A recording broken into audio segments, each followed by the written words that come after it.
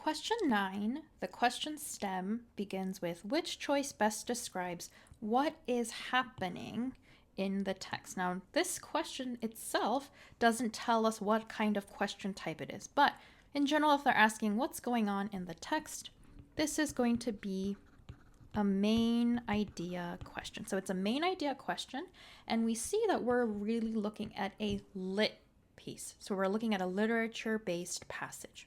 Now, when we're looking at literature-based passages, regardless of what the question type is, we want to be looking for two different things. We want to look at the tone and characterization that's going on in that passage. So characterization means what is that passage talking about? What are we discussing or what are we looking at?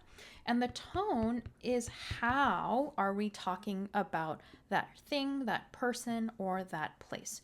So to look at the tone and characterization, to figure out what it is that we're mainly talking about and how, I'm mainly going to focus on adjectives and adverbs in the passage. So the things that we're adding describing words to are going to really give me the tone and let me kind of direct me towards what is important in this passage. So if we look at that in this passage, well, let's see. It says Lutie is living in an apartment. So we know that's the main character.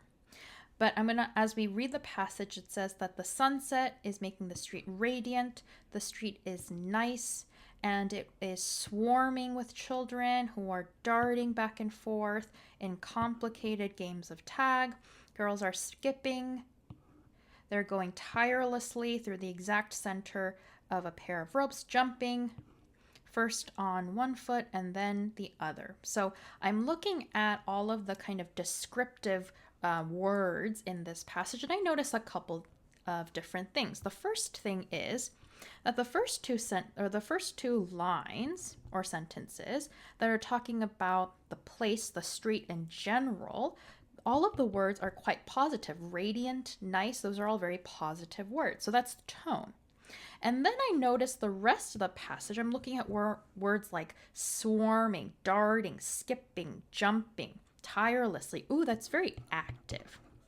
So I know that we're looking at some sort of action. We're looking at the streets and we're looking at children, we're looking at games, but in general, there's a very active sense. There's a lot of action going on, and we're talking about that action in a rather positive way. So that's my general overview of the passage. Now, two places that students may fall into little traps because of tone are the words complicated and tirelessly. Now, complicated, a lot of students think initially is negative, but it is not. Complicated, is actually a neutral word because it could describe something that just has a lot of steps or lots of bells and whistles attached to it. So complicated is really a state of being. It doesn't necessarily mean something is bad, right? Sometimes complicated recipes are really delicious. They're just they take more steps to make,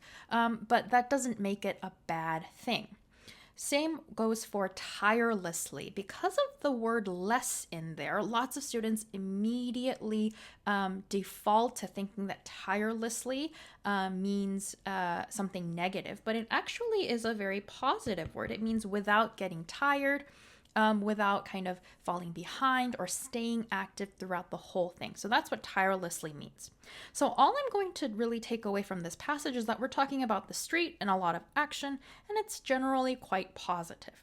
So now that I'm going to go look at the answer choices, immediately when I see the word annoyed, I can take that out. So I'm using tone here to eliminate answer choice B.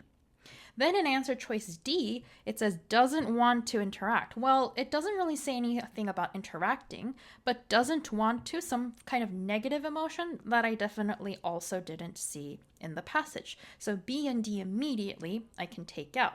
Now A and C, observing and puzzled, are both neutral words. So these are all neutral. So I'm going to read those answer choices a little more carefully. A says Lutie is observing the appearance of the street. Yeah, we saw that in the passage. And the events occurring. Ooh, yeah, that's that active That's that active part, right? That's that second half of the passage, the stuff that's happening, occurring. So I like answer choice A. Let's just check answer choice C just to make sure.